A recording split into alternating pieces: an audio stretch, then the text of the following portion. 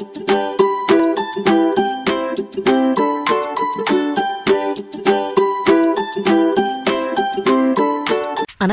ఒక అడవిలో చిన్ని అనే చీమ ఉంది.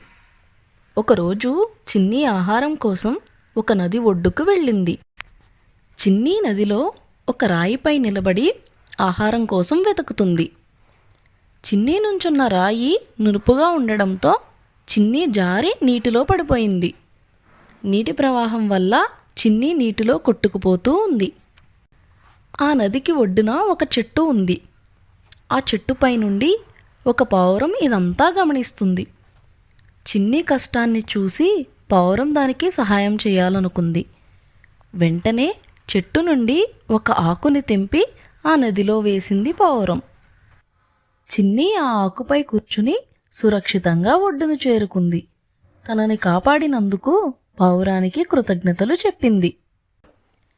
కొద్దిసేపటి తర్వాత ఆ అడవికి ఒక వేటగాడు వచ్చాడు.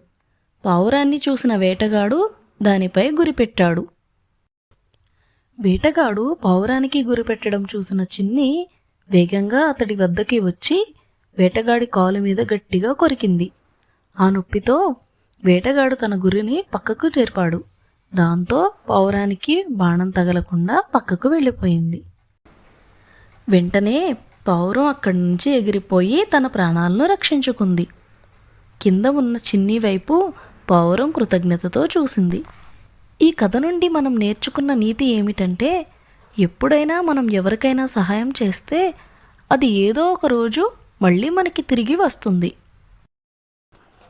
మీకు ఈ వీడియో నచ్చినట్లయితే వెంటనే లైక్ చేయండి.